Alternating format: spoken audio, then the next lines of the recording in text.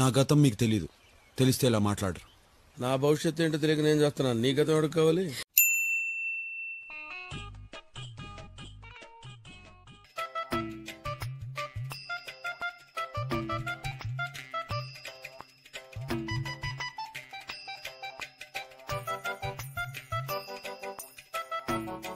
Bro మీరు first ఇయరా?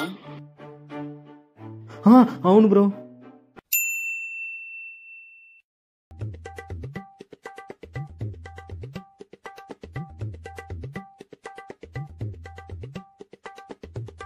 Hi మచ్చా. Hi రా.